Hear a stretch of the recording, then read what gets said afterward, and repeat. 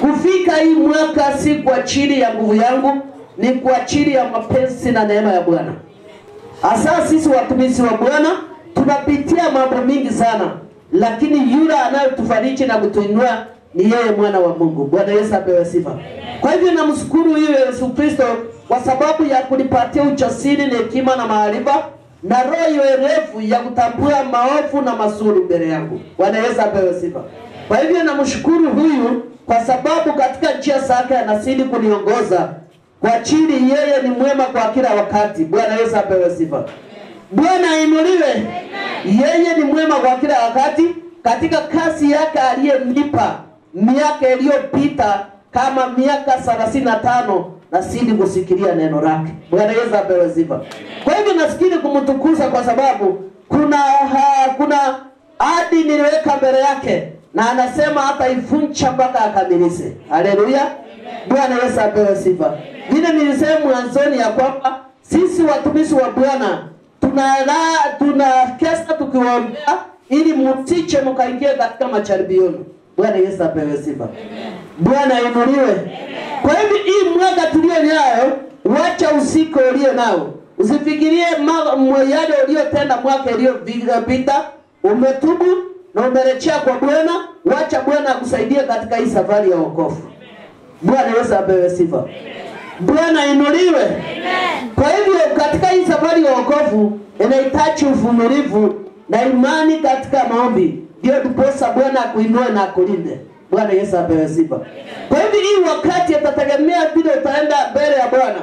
Leo ukiweka agano utamwambia kutendea nini? Utamwambia kile unahitaji katika maisha yako. Na ukicha mbele yako ukiwa umejitakasa kweli kweli. Bwana Yesu apewe sifa. Bwana ainuliwe. Katika tukiendelea kutoa ushuhuda, kuna maandiko mepewa kwa wale waliotoa ushuhuda na kwa wale hawakupata nafasi ya kuamka kutoa ushuhuda sawa. Kwa hivyo sisi zote tumekubaliana mbele ya Bwana. Bwana Yesu apewe sifa. Tutasoma kabla ya kwenda mafundisho, nitasoma katika kitabu ya Zaburi 20 kuanzia 1 mpaka 9. Tufungue katika kitabu ya maandiko Zaburi 20, Psalms 20 verse 1 to 9. Katika ushuhuda wetu wa siku ya leo, maandiko yananiambia hivi: Bwana akujibu siku ya dhiki, jina la Mungu wa Yakobo likuinue. Hakupelekea msaada wako patakatifu pako na kukutegemeza toka Sayuni.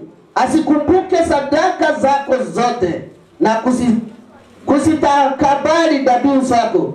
Hakuchalie kwa kadiri ya haja ya moyo wako na kuyatimisha masauli yako yote. Na tusangilie wokovu wako kwa jina la Mungu wetu. Tusitweke bendera zetu. Bwana akutimishe matakwa yako yote. 6. Sasa najua kuwa Bwana amuokoaye masia wake atamjibu toka mbingu zake takatifu kwa matendo makubwa ya wokovu ya mkono wake wa kuume. Hawe wanahitaji magari na hao mafarasi, bali sisi tutalitaja jina la Bwana. Haleluya. Mungu wetu. Wao wameinama na kuanguka, bali sisi tunainama na kusimama. Bwana amuokoe mfalme, atuitikie siku tutaitapo. Bwana Yesu apewe sifa. Hii ni wakati ushuhuda ulikuwa unaendelea, ndio wakati Roho wa Bwana alitegusa hii maandiko. Kwa hivyo tumekubalika mbele ya Bwana tuende katika njia safi na takatifu, ndiye atimise yale yote amenena katika kitabu cha Zaburi kiliandikwa na David wakati alipokuwa anaomboleza. Bwana Yesu apewe sifa. Bwana ainuliwe. Kwa hiyo Daudi wakati alipokuwa anaomboleza alijibiwa na Mungu. Na sisi tukimuita katika njia zilizo safi na haki na kweli, atatujibu. Bwana Yesu apewe sifa. Tujue vile tunayotafuta baraka. Nimesikia Pastor Jemima amewaambia mchue msikae. Kukaa na kuamka saa 9 kuanzia saa 7 mpaka saa 9 ina gharama mkono wa Bwana. Sio kawaida kutembea wakati mwaka huu, kwa sababu ni wengi wamelala na magonjwa tofauti. Ni wengi wamelala na corona, lakini wewe unapumua. Sio kwa siri wewe na mimi ni watakatifu mbele ya Bwana. ni kwa chini ya neema ya Bwana. Kwa hivyo kuishi kwako inagharama mkono wa Bwana. Kwa hivyo kusema asante Bwana kwa chini ya kupumua, hiyo yatosha mbele ya Bwana. Bwana Yesu apewe sifa. Bwana inuliwe. Tuwe watu wa kushukuru. Tuwe watu wa kuambia Mungu jambo, ndiye anene pamoja nasi wakati wa shida. Tumwabudu katika roho yako na kweli. Tumutegemee. Bwana Yesu apewe sifa. Bwana inuliwe. Tukae tukikumbuka wale wanyonge tukiombea. Vile Zaburi 41 aliambia, heri amkumpaye mnyonge, Bwana atamuokoa siku ya taabu. Heri amkumbukaye mnyonge, Bwana atamuokoa siku ya taabu. Bwana atamlinda na kufaidi hawai, na atafanikiwa katika nchi, wala usimutie katika hali mtakakia adui zako. Bwana Yesu apewe sifa. Na katika maandiko ya Zaburi 41 yaniambia kwamba heri yule anayemkumbuka yule mnyonge. Mnyonge ni mtu aina gani? Bwana Yesu apewe sifa. Bwana inuliwe. Amen. Ni mnyonge mtu aina gani? Ni yule hana tumaini katika maisha yake. Anampatia moyo, anamuinua katika mambo yanaweza kumfuruta kuja kwa Yesu Kristo. Anampatia njia zinaweza kumchenga ili atoke katika unyonge wake. Hamuamini ya kwamba Bwana anaweza, kwa sababu jana itakuwa leo. Leo itabadilike kuwe siku njema. Haleluya. Bwana Yesu apewe sifa. Ndio hapo mwanzo nisema ya kwamba tusahau waliopita. Mwaka 2020 ameenda na corona. Amen. Kwa hiyo usifikiri ya kwamba corona ilikuja kaua wengi. Hiyo itakupatia fikra zilizo mbaya za kurudisha kule nyuma Misri. Sema ya kwamba 2020 ilienda na corona. Amen. Kwa hiyo wakati utarajia yaliyo mema. Kuwa na mtu wa fikra safi. Kila wakati mtafakari Yesu Kristo.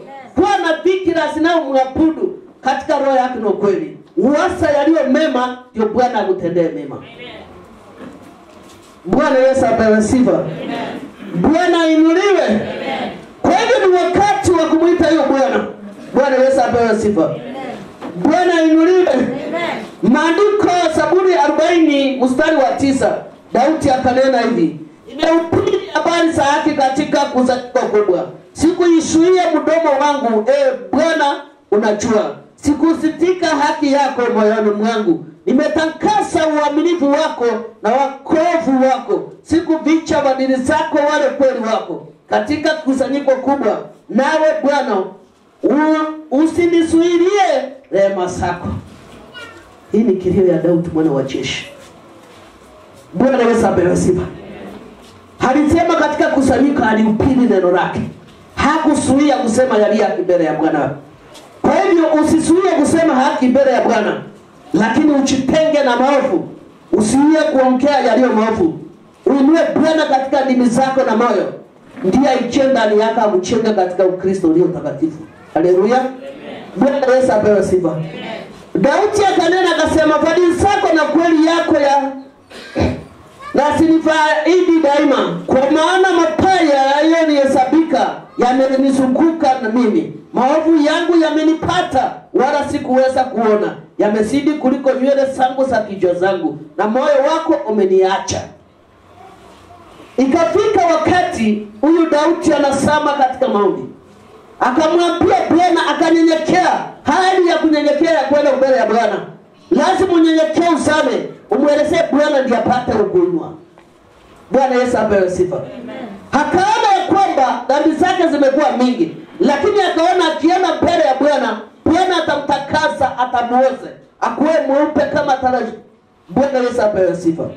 Bwana inuliwe.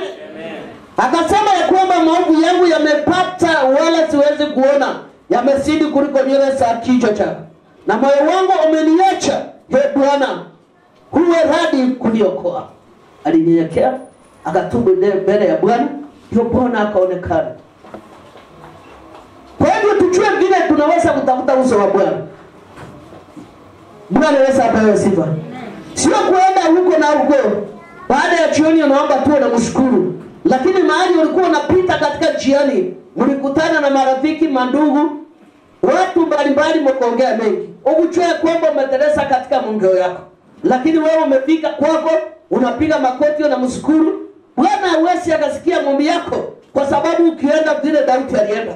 Daudi alikuwa mnyenyekevu, akaenda mbele ya Bwana, akanyenyekea, akajifanya hawezi, ndio Bwana akamuinua. Ndio niona wakati wa vita yake na Sauli, yeye alishinda. Haleluya. Amen. Bwana Yesu apewe sifa. Amen. Kwa mtu wa kunyenyekea na kutii. Icharishi ni mapito aina gani umepita, lakini mwabudu huyu Bwana katika roho yako kweli. Mtegemee yeye, kwa sababu yeye ni Mungu mwaminifu. Yeye ukucha wakati ufahari wa rakisi. Bwana Yesu apewe sifa. Amen. Wacha kutaka kuharaka. Subiri Bwana ukiwa katika hali ya kusama kwa maombi. Mwambie Bwana na kuhitaji. Hata anaona itatimiza yeye nimekuomba, lakini niko na imani na tumaini ya kwamba utatenda. Kwa sababu imani hatuipati kwa ajili ya kufunga. Tunaipata kwa ajili ya neno lililo la Mungu ndani yetu. Wacha tusae matunda yaliyo mema, ndio tuhesabiwe kuwa haki katika nyumba ya Bwana. Wacha tuongozwe na Roho Mtakatifu, kwa sababu ya ulimwengu tutaiacha, lakini Bwana ataishi sasa hata milele. Ni wengi wamekufa, wameacha mali mingi, wanaaga kila aina, lakini pesa walio nayo kuwasaidia. Bwana Yesu apewe sifa. Bwana inuliwe. Waliacha kuna kitu iliwasaidia, lakini yule anayemcha Bwana, anaomhusika na kumuinamia, atasamia ulimwengu, atasamia hali vile hivyo, lakini akuwe na tumaini ndani yake, Bwana atamuinua. Bwana Yesu apewe sifa. Bwana inuliwe. Hii ni wakati. Kwa hivyo mpendwa, usikuve moyo ukitafuta kile ulicho nacho kidogo tu. Bwana atakuinua katika uaminifu, katika utakatifu, wakati utaosa mavazi yako ndani na nje. Bwana Yesu apewe sifa. Tulikutana ndugu mmoja kutoka Nandi, akanitolea ushuhuda mkubwa sana. Wakati alipotembelea katika nyumba ya ofisi ya maombi, aliniambia kuna kitu moja naamini, na nataka katika imani yangu uniombee nisije nikapungukiwe. Mimi chamba ilifanyika mahali nasimamia, naambia mkubwa nilifanya, lakini naomba msamaha. Sipendi kupita mbele. Ndio kwa sababu umeona nimekaa miaka mingi mahali pale, na nienda kusiaka nikiwa mahali pale. Nikitaka kutoka anasema utoki, utakaa hapa. Bwana Yesu apewe sifa. Bwana inuliwe. Kwa hiyo ukienda katika Bwana ukiwa mnyenyekevu, mwaminifu, kumcha Bwana, Bwana Yesu apewe sifa. Kila wakati unaonena, unena kilio safi machoni mwa Bwana. Bwana atakuinua na atakulinda wakati wako wote. Bwana Yesu apewe sifa.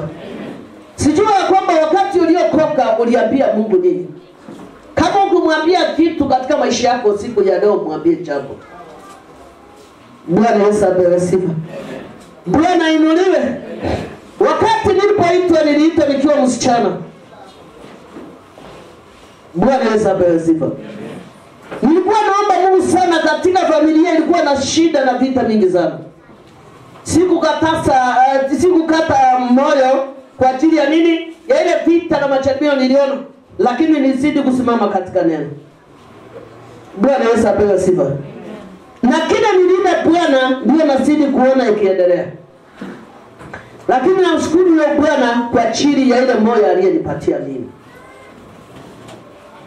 Bwana Yesu apewe sifa. Amen. Bwana inuliwe. Amen. Kuna jambo niliambia Bwana, na hiyo ndiye inanisaidia katika maisha yangu. Icharishi nimepita aina gani nimepita. Icharishi ni vita aina gani nimeona mbele yangu usiku na mchana. Lakini najua yule aliye ndani yangu ni mkubwa. Kuwa na tumaini katika safari ya wokovu. Usio mtu wa kupapasa huyu Yesu Kristo, kwa sababu ukimpapasa utapotea haraka. Lakini ukiwa na tumaini ya kwamba hii safari tutaienda, na tutashikana mikono, na tutaomba katika imani, injili itaendelea na watu wa Mungu wataona mwangaza kuliko hizo. Bwana Yesu apewe sifa. Yeye akasema wacha nkano na maguwe kwa wakati wake ikifika, yeye atafanya nini? Yeye alikuja kwa wale kwa sababu wagonjwa ndio wanahitaji daktari, lakini mwenye ana mgonjwa hitaji daktari. Bwana Yesu apewe sifa. Bwana inuliwe. Ilipokuwa mwaka wa 2003, kuna dada walikuwa wanatembelea, lakini walikuwa wanaingia katika njia za giza kutoka pande ya Bible. Ni wasichana miaka 18 mpaka 22. Mmoja akanitolea shuhuda vile wazazi walikufa, mwingine akaniambia alikuja Nairobi akakosa kazi, akakataliwa na wenzake na mandugu zake, akaona basi amebeba mpaka akaona asike njia za giza ndianze kupata chakula cha riziki. Namwambia hiyo sio solution. Namwambia uamini ya kwamba Bwana anaokoa na analinda, yatakuchalia yaliye mema. Bwana Yesu apewe sifa. Kaniambia pana hakuna kazi Nairobi. Tuliona kazi ya haraka ni wakuongojea wale na kuwanyang'anya na sisi tupate chakula. Bwana Yesu apewe sifa. Naambia wacha tuomba yote na Mungu atatenda. Lakini nawaambia naona kuingia kwenu huku hamjaingia kwa ajili ya kutafuta uso wa Bwana, muingia kwa ajili ulitumwa mfanye kitu fulani. Lakini naombea roho yenu zisije kapotea. Wakaniambia ni ukweli. Tutafanyaje? Naambia tutaweka maombi, mtakuja wakati ufaao. Walikuja siku 2 ya 3, mwenye alikuwa amewachua wakati aliyowapata mahali pale. Na wewe akaniambia, na wewe mnafanya aje na hao watu wakora? Kaambia Yesu Kristo alikuja kwa hao wakora, ndio Mungu apate kuwabadilisha. Wacha mtenge mwenzako ya kwamba yeye ni mbaya. Mtenge katika fikira na njia zake, lakini mpende ndio mlete karibu na Yesu. Wewe sidi kuomba Kristo afanye kazi yake. Bwana Yesu apewe sifa. Bwana ainuliwe. Mimi namshukuru huyu Bwana kwa sababu anakuja wakati wake. Hachelewi wala kuharakisha. Anakaa mpaka wakati wake timike. Bwana Yesu apewe sifa. Bwana ainuliwe. Maandiko tuambia kwa ya kwamba heri yule amkumpaye mnyonge, Bwana atamuokoa katika dhiki zake zote. Bwana Yesu apewe sifa. Bwana ainuliwe. Wakati unamkumbuka yule mnyonge, hata maadui wakijipanga 1000, utaenda mbele ya Bwana na watatawanyika waenda katika njia 7.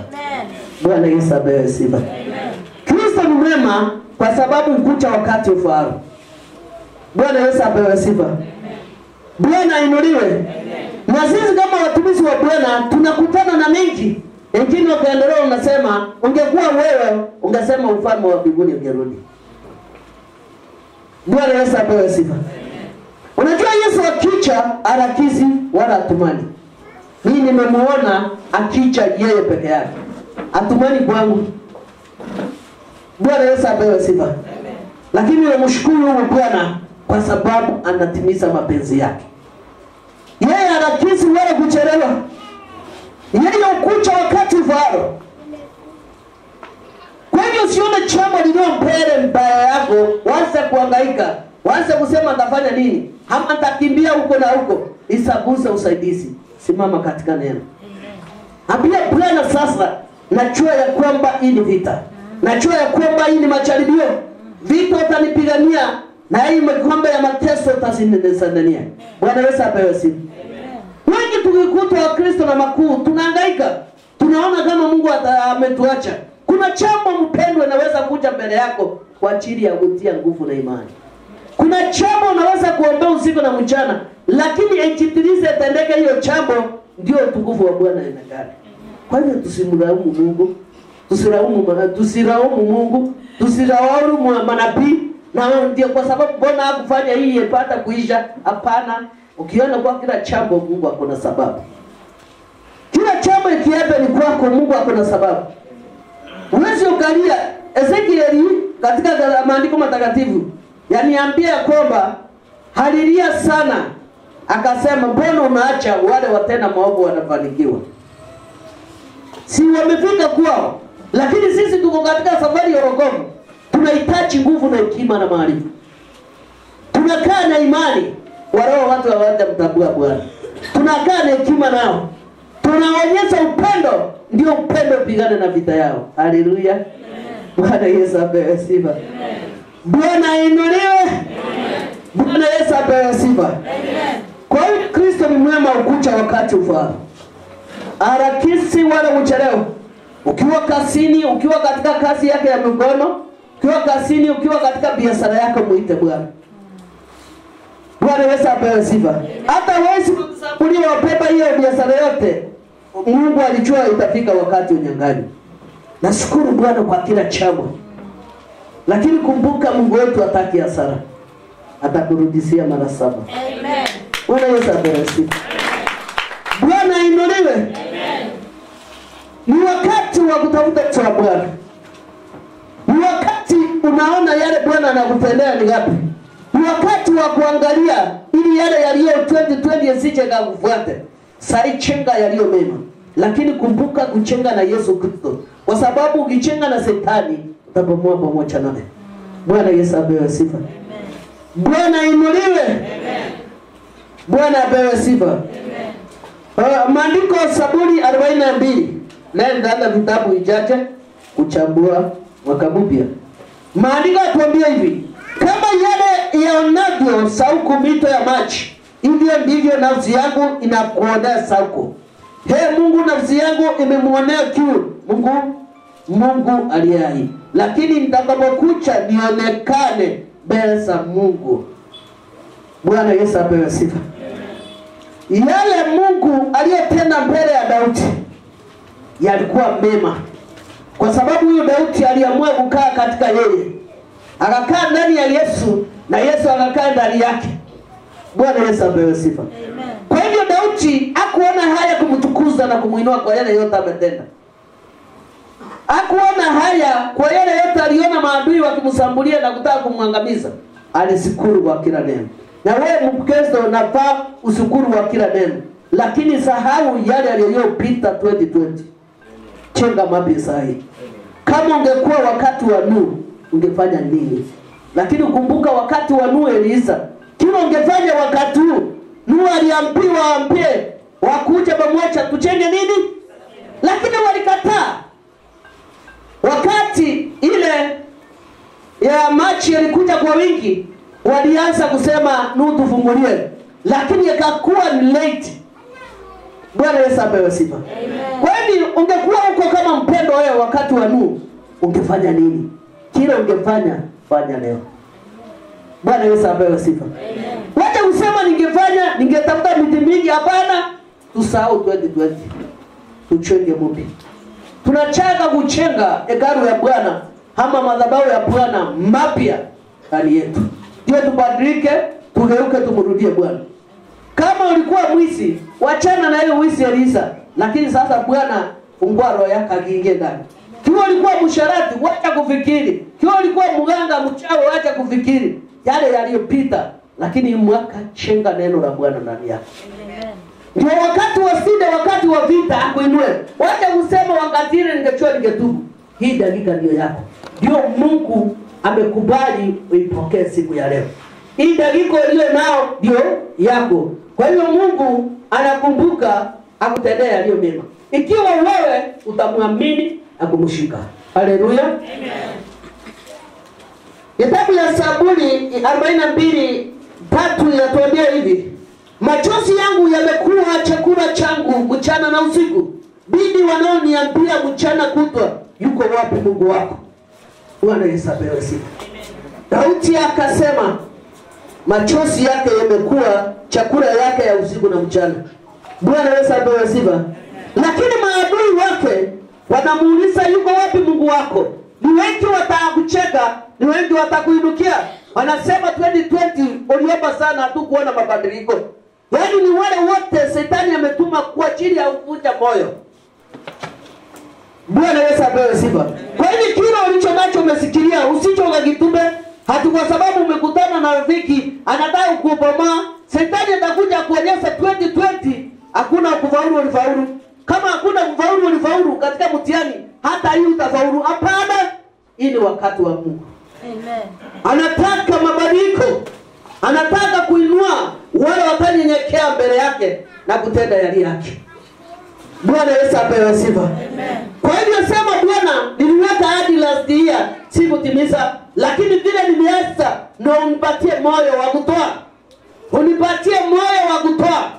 Kwa sababu yeyote anayetoa yeye anabarikiwa. Unipatie moyo wa kutenda mapenzi yako. Usiniache, nataka nikae katika yeye. Bwana Yesu apewe sifa. Unajua mpendwa, zaidi baraka zinakuja, ndio shetani anatuma wafuasi wa kupiga vita, ukuonyesha hata 2020 huko faulu. Hapana. Bwana Yesu apewe sifa. Hii wakati ni wakati wa Bwana. Na ni wakati anakuja na kutangaza waliomwamini na kunyenyekea.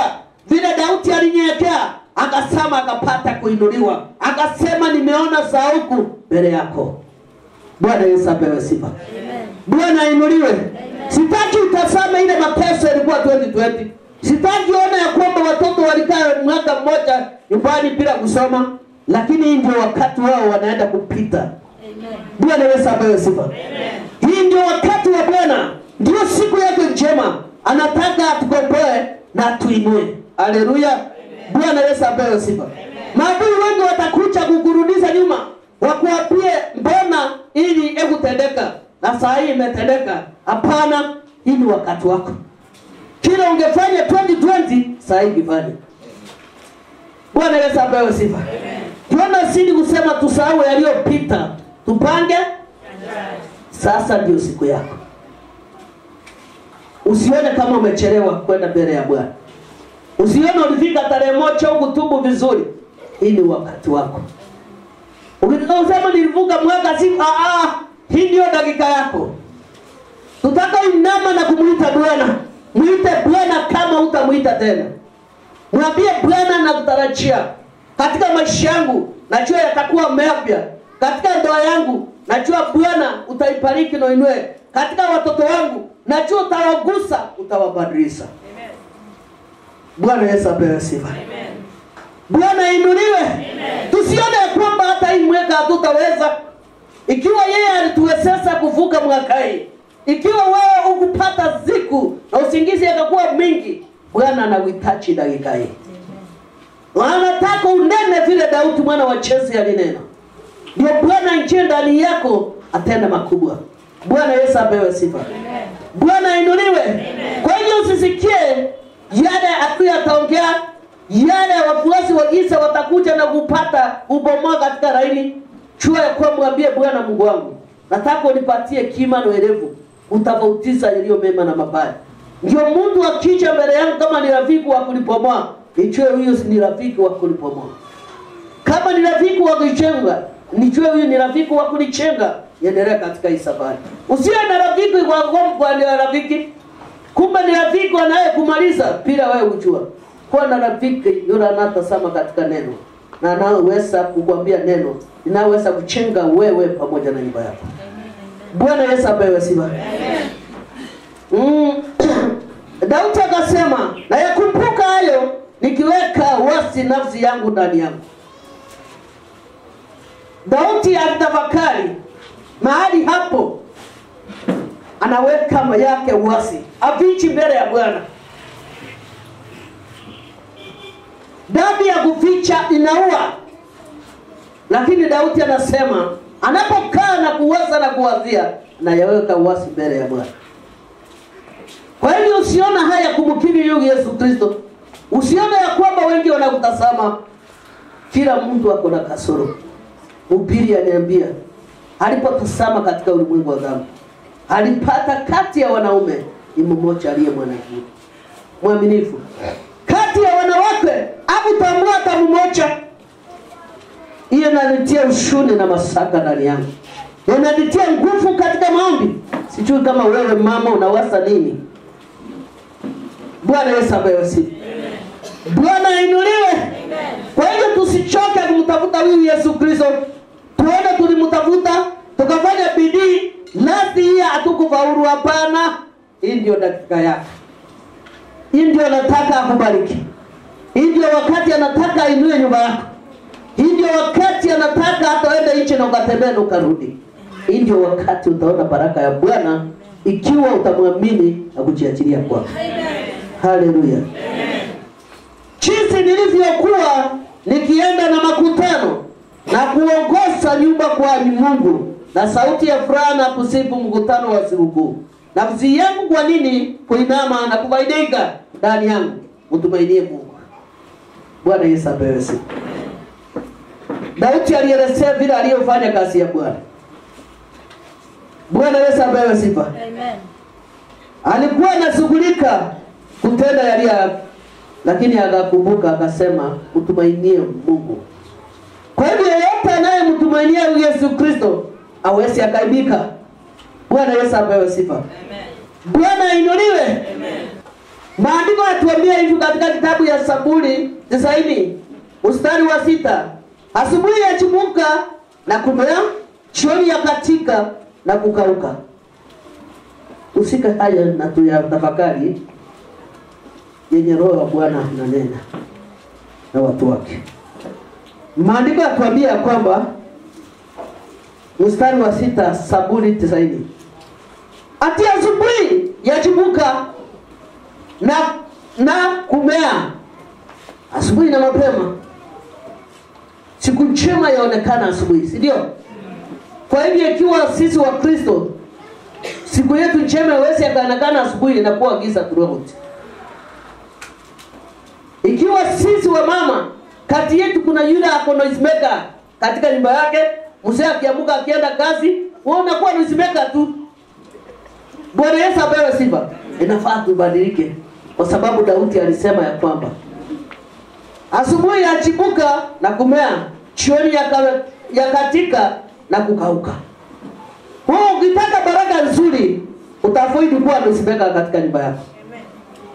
Hata ikiwa kuna ya ukura leo tarehe 1, unaamka asubuhi, unamwandaa muende kanisani. Bwana Yesu apewe sifa. Mnakuja ile tu elio, mshukuru Bwana kwa sababu ya uhai. Amen. Bwana Yesu apewe sifa. Usije ukamshukuru Bwana sasa hivi uko nayo, mshukuru kwa kila wakati.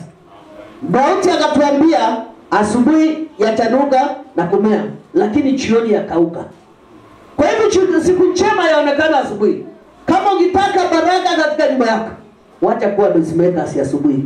Usije akienda kazini, unapiga kelele, unarusa nguo huko na huko, unasema hizi pesa ni ndogo, uelewi. Bwana apewe sifa. Bwana inuliwe. Amen.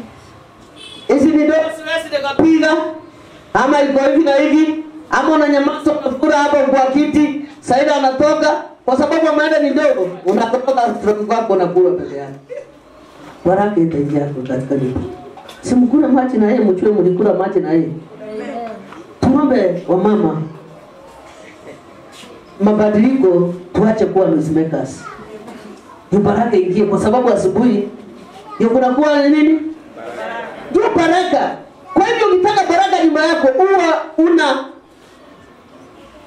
ama kudai kwa unyenyekevu, jipake mafuta vizuri, hata ukitoka huko nje mtu atajua ya kwamba umekuja strong. Bwana Yesu apewe sifa. Wacha nikuambie mpendwa, Shetani anachunguza aone ni nini unayopenda zaidi. Wakati Shetani alienda kujaribu Ayubu, alifanya nini? Alimpiga magonjwa, si ndio? Bwana Yesu apewe sifa. Na akarudi akasema inaonekana hii mali yako naye ndio kwa sababu atafanya nini? Ataukataa. Lakini aliambiwa ache. Usa mwili wake, usiuze nini? Chukua mali yote. Kwa hivyo Shetani akisha katika ndoa yako ama katika familia yako, anachua mahali atakugusa upate kutingika. Bwana Yesu apewe sifa. Na Mungu pia akija kujaribu, anajaribu imani yako aone ya kwamba utafanya nini.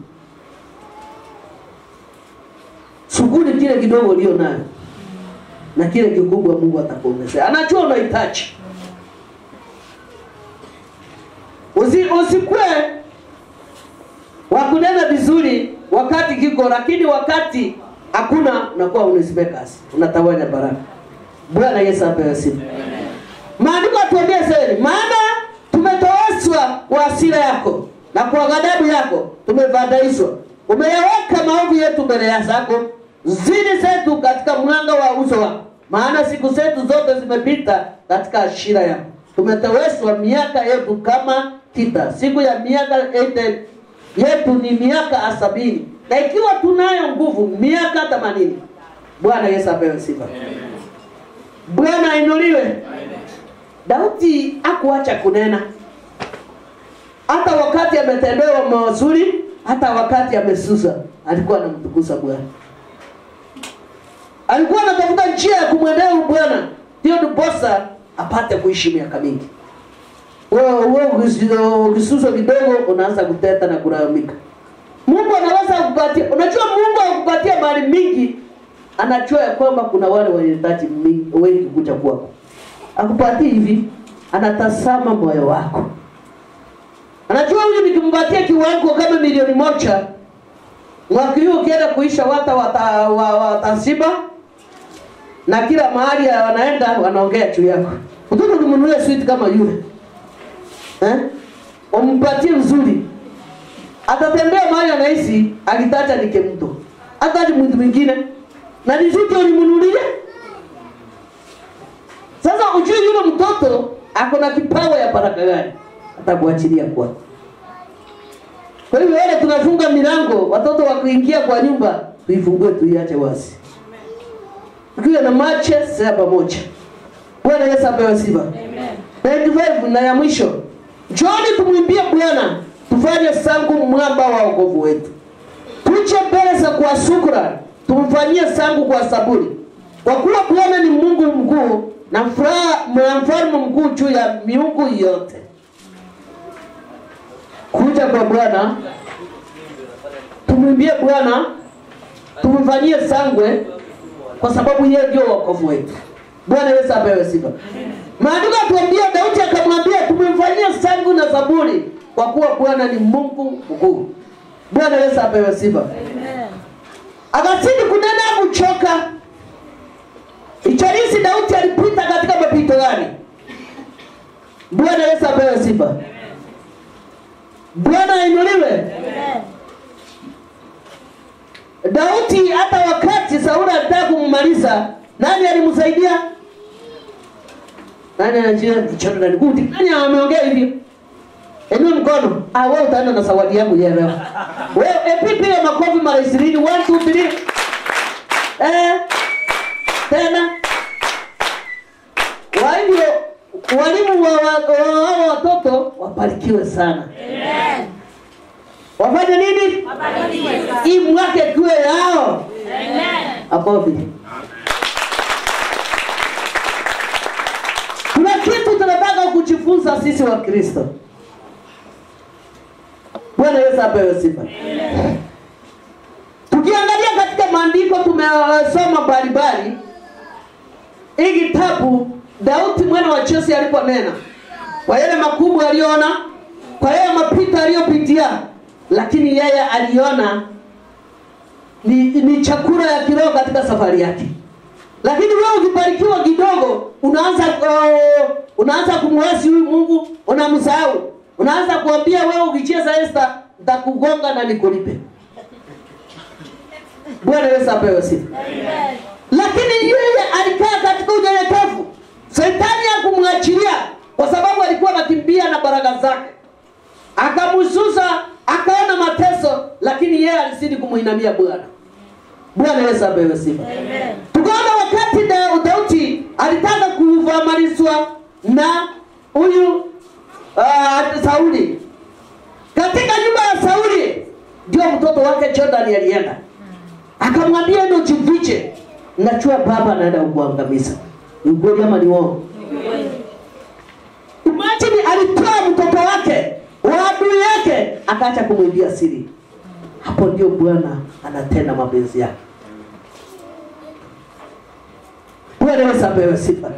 Anasema nitaweka maadui yako musangilie pamoja nao. Amen.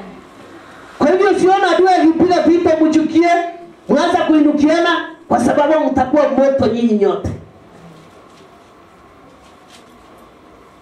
Bwana Yesu apewe sifa. Amen.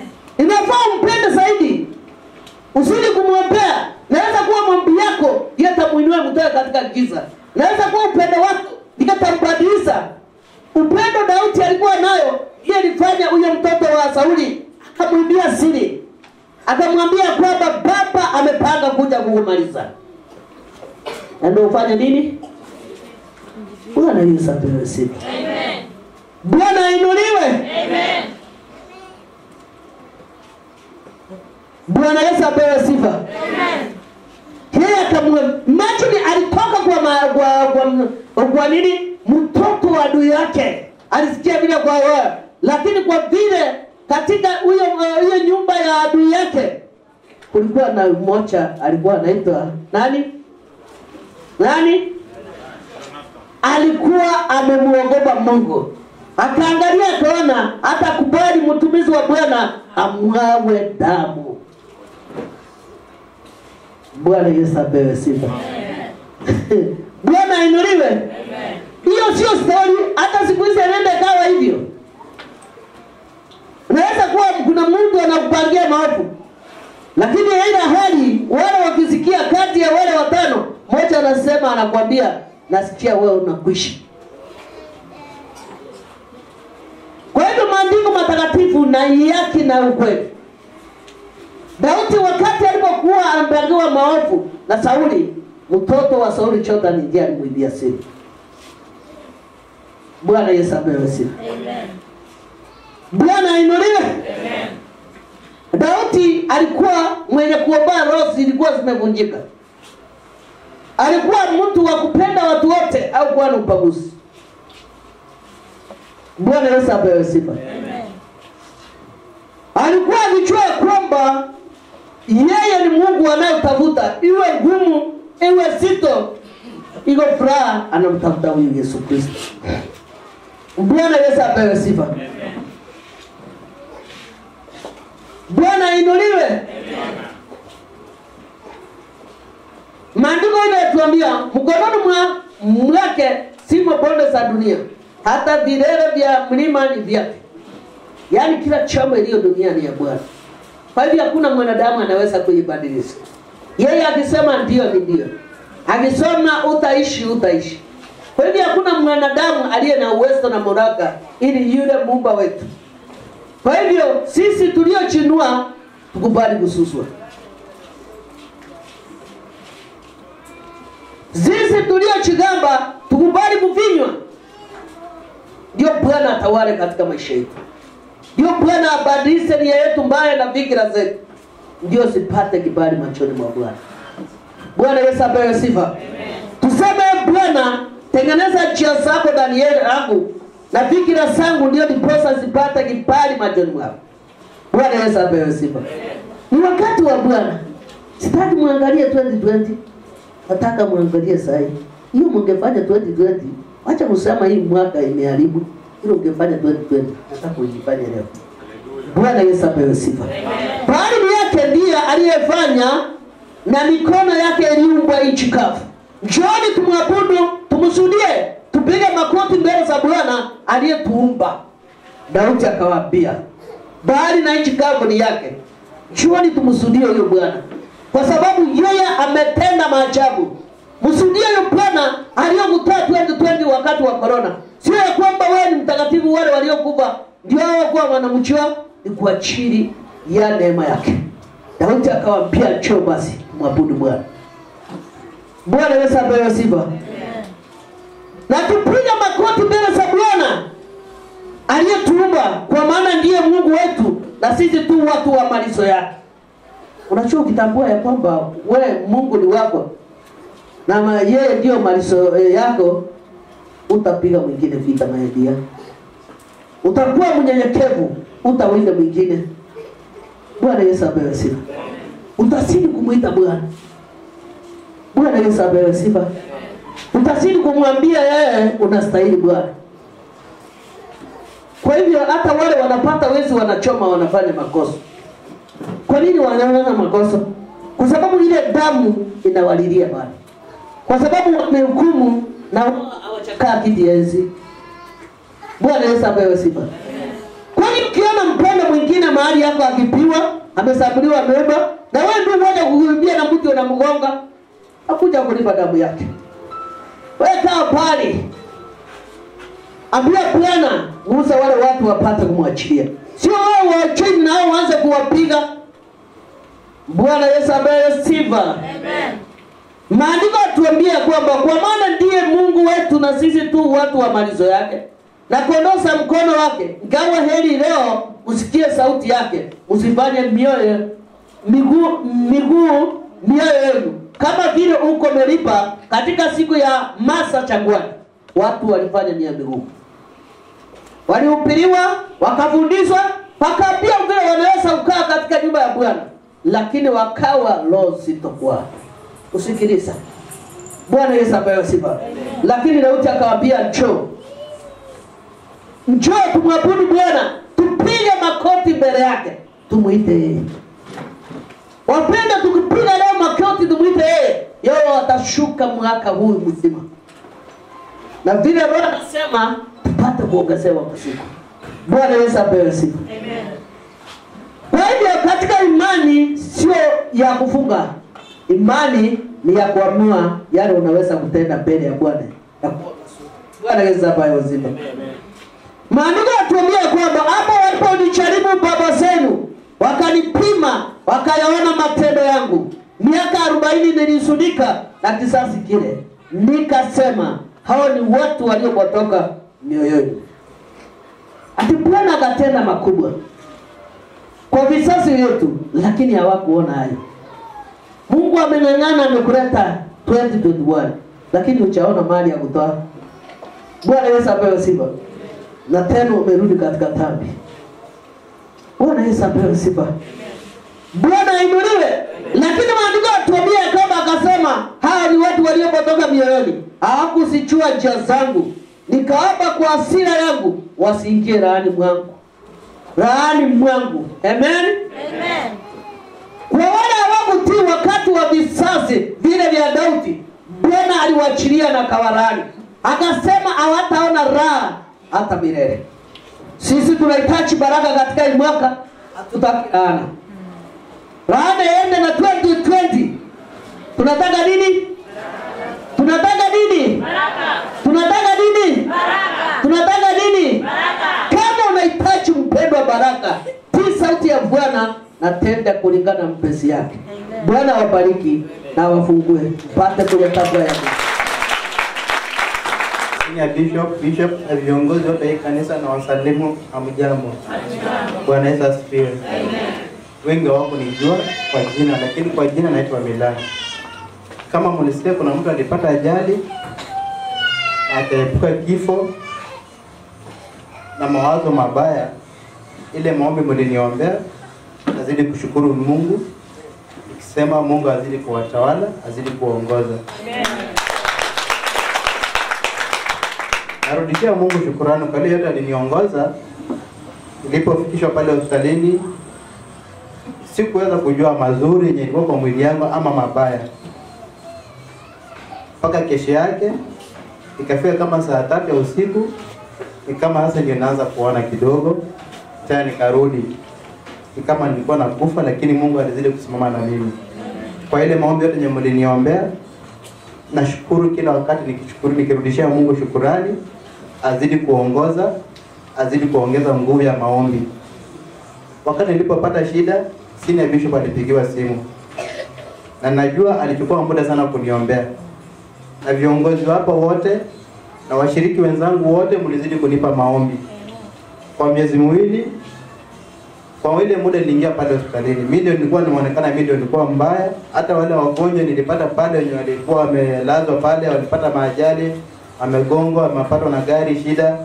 Wengi walikuwa wananiona wakisema huyu atakufa. Lakini nashukuru Mungu kwa ile maombi mlizidi kuomba. Na familia yangu yenye waliniombea, marafiki zangu wote na familia yetu kote kwa jumla, na hiyo viongozi wa hii kanisa na washiriki wenzangu wote wa hii kanisa mliniombea pakubwa. Ni vile nilikuwa nashindwa kuongea, lakini kwa sasa nashukuru Mungu amenipa uwezo na amenipa nguvu ya kuongea. Nitoka pale hospitalini sikuwa naongea. Nimeongea hapo machache, lakini mzidi kubarikiwa nyinyi wote. Amen. Asifiwe Bwana Yesu. Mimi namshukuru Mungu kwa sababu amenitoa mbali na siwezi kaa chini kusema kwamba sina ushuhuda. Asifiwe Bwana Yesu. Kwa sababu kumaliza mwaka wa upendwa ni mkono wa Bwana, sio Bwana Yesu. Wengi tulianza na wao, hii kanisa lilikuwa imejaa siku ya kufuka mwaka mahali hapa, lakini ukiangalia leo hii wengi hawayuko, sio Bwana Yesu. Wengi wameondoka, wengine shetani amewanyakua, wengine siku tatu kukufa zilifika wakapumzika, wengine walikatishiwa maisha na wachawi, lakini sisi tuko wasima, sio Bwana Yesu. Kwa mimi siwezi sema nikae chini niseme kwamba sina ushuhuda. Ushuhuda niko nayo, sio Bwana Yesu. Mungu amenitoa mbali, amenilinda vyema, ameniongoza. Kwa hakika niko msima, sio Bwana Yesu. Na amezidi kunipa watumishi wangu mahali hapa, penye naenda kinyume wananikosoa, sio Bwana Yesu. Wakiona vitu imekuwa mingi kwangu wananiombea, sio Bwana Yesu. Wakiona wachawi wameinuka wananiombea, sio Bwana Yesu. Kwa maana munggu aliwapa uwezo wa kumulika mbele na kujua ni yapi yako mbele ya watumishi wa Bwana, sio Bwana Yesu. Mimi namshukuru Mungu kwa ulinzi wake, amelinda vyema mimi na jamii yangu tuko wasima, na nashukuru Mungu sana kwa sababu sio kawaida kumaliza mwaka na kuanza mwaka, sio Bwana Yesu. Mwaka wa 2020 ulikuwa mwaka wa majaribu na magonjwa mingi, lakini mimi nashukuru Mungu kwa ajili ya ulinzi wake, na naomba mwaka wa 2021 hiyo mwaka wa mabadiliko, sio Bwana Yesu. Hiyo mwaka wa mabadiliko hata mahali hapa, sio Bwana Yesu. Yule ambaye tuanze hata ushuhuda afanye nini? Aanze kutoa mwaka wa, sio Bwana Yesu. Mungu amguse na amuinue. Na tukumbuke mafunzo ya last week, mama alituambia kwamba kuna sinema, sio Bwana Yesu. Sio kama wengi mlisikia neno, alisema kuna sinema inafanya nini? Inakuja. Lakini wapendwa, cha muhimu cha mimi ningewaambia tusidi kulilia roho yetu, kila mmoja alilie roho yake. Kwa maana usingojee sinema, sio Bwana Yesu. Kwa maana ukisikia kuna sinema iko, sio Bwana Yesu. Na nashukuru Mungu aje hii kanisa kwa sababu roho wetu anatupenda na Mungu anatupenda. Kabla jambo halijatendeka ama halijafika, Mungu anatuonya, sio Bwana Yesu. Ili mwenye anasikia asikia nafanya nini? Atubu. Yule ambaye anajua maybe amekanyaka laini mbaya, afanye nini? Atubu, abadilike mapema kabla kichungi hajafika, sio Bwana Yesu. Tuzidi kuomba Mungu na tuombeane sisi kwa sisi, na kila mtu alilie roho yake, kwa maana ni mwaka mpya, tuanze na mambo mpya. Hayo mkabarikiwe. Bwana Yesu asifiwe. Kuna wenye wananijua, wengi wananijua kwa sababu mimi ni wa huku, na kuna wengine maybe ni wageni ndio wanijui. Kwa majina naitwa Masmura, mimi nashiriki kwa hii kanisa. Ni venye nilitoka kidogo nikaenda kazi huko Bungoma, sasa nakuja kuwa Swans. Bwana Yesu asifiwe. Namshukuru Mungu kwa sababu amenilinda mwaka mzima, mwaka uliopita. Alinilinda hata kama kulikuwa na majaribu mbalimbali. Saa zingine nikiwa nikitravel kutoka huku hadi huko alikuwa ananilinda vyema. Sikuwaipata ajali, sikuwaumia. Ni wengi walipata ajali wakaumia, lakini kwa hiyo barabara mimi nikasafiri salama. Bwana Yesu asifiwe. Ni mengi niko naye, naweza mrudishia Mungu asante yale ambayo amenitendea. Wengine walikufa corona, lakini bado sisi tuko hai. Bwana Yesu asifiwe. Tuko hai, wengine hata familia zetu hata hakuna mmoja amekufa, wengine wamepoteza wenzao. Bwana Yesu asifiwe. Lakini sisi tumesimama hapa, tunarudishia Mungu asante kwa sababu tena ametuvukisha mwaka ambao wengine hawakuona. Bwana Yesu asifiwe. Mimi niko na furaha ndani yangu. Nimekuja tena kufungua mwaka na nyinyi. Hata kama sikuwa na nafasi, lakini make sure nimepata hata kama ni siku moja nami niwe hapa. Bwana Yesu asifiwe. Nawashukuru sana na nashukuru Mungu, na tuendelee. Tunapoanza mwaka tuendelee na Mungu na tuendelee kuomba kama kawaida. Bwana Yesu asifiwe. Na mbarikiwe. Yesu asifiwe. Haleluya. Siwezi nikajiita mgeni kwa sababu nilikuwa hapa wakati huo mwingine. Nimesikia ni wakati wa ushuhuda na nikasema isinipite. Nilikuja hapa nikajua ya kwamba, nikasema nimekuja kuvuna, na nikaona tulikuwa tunafunga kuvuna wengi sana. Inaonekana nilitoka hapa nikiwa nimevuna bila nyinyi kuvuna. Kwa sababu ushuhuda sasa tungekuwa tumepanga laini kutoka kule mpaka hapa tukipigania hii. Sasa nimekaa nikaona hakuna mtu anaenda, na ni ushuhuda mpaka ndugu yangu. Mungu akubariki sana na kutendee mema, kwa sababu wakati wewe ndio umeniamusa, hata sikujua ni ushuhuda. Ukasema ni wakati wa ushuhuda, nikasema ushuhuda na hakuna mtu anasimama. Kama hamjatendewa, mimi nimekuja hapa siku ya kwanza na watoto wangu walikuwa wamefungwa, hawaniongelezi. Watatu wako na degree, wawili wako na diploma na wanafanya kazi. Lakini banakula mzara abanikumbuki. Na mimi kwa sababu mimi ni mchungaji, ninajua hawa wamefungwa kabisa ili wasibarikiwe. Mimi nawaombea usiku na mchana.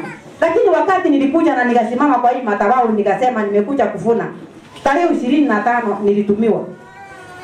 jana ya Krismasi nilitumiwa. Na hakuna mtu ninaitisha. Biblia inasema ya kwamba tumwatazame Bwana, Bwana mwenyewe aseme. Si Biblia inasema kwa kitabu ya John 14:14, ukiomba na uamini kile umeomba, Mungu anasuka na anatenda. Isaya 1:19, Biblia inasema ya kwamba if you are willing and obedient, you will eat the best of the land. What the best of the land is the best na Biblia nyingine. Hallelujah, mama. Kitabu ya Yeremia 17:10, Biblia inasema ya kwamba Mungu angalia mawazo na roho ya mtu. Sio roho ya watu, roho ya mtu. Na anabariki kulingana na matendo yako. Mungu amenitendea. Nimekuja kuchota tena. Na nitakuja na ujumbe mwingine tena. Barikiwa sana. Kanisa, Bwana asifiwe. Amen. Kwa majina naitwa Jackson Kirozo. Mimi tuseme yule nimeokoka, Yesu ni Bwana. Mimi ni yule kijana mpotevu. Tusome maandiko kidogo. Kuna pahali nilikuwa nasema Bwana kijana mpotevu. Mimi nilikuwa mshirika wa hii kanisa. Na hii kanisa tumeanza naye leli ndio tukuje mpaka pale tukiwa na hii kanisa. Lakini mimi nikawa ile kijana alisema akaenda akasema angawe mali yake yeye aende akakule raha zake kule alitembea. Sasa mimi nikawa nimepotea na njia hiyo. Lakini kuanzia wakati huu mimi naomba msamaha, sababu mtoto akirudi aombe msamaha kama yule kijana mpotevu si alikubalika kwa boma yao. Mimi naomba sasa tushiriki pamoja. Nimerudi nyumbani. Zingine nashukuru Mungu sana. Kwa kuwa pahali Mungu amemfikisha ni neema zake. Amen. Wakati tulikuwa tukiachana tukiwa the opposite, tulikuwa tunatumia ni kama laini moja hivi. Hatukuwa vile tumekuwa. Nimeshukuru Mungu na wale wote bado wameshiriki na hii kanisa wakashikilia. Pamoja na mtumishi Bishop na Reverend. Juu kama hawakushikilia, unajua singepata nyumbani mtu ya kunikaribisha. Kwa hiyo mbarikiwe sana. Nimeshukuru sana. Majina ni Jackson Kirozo. Amen.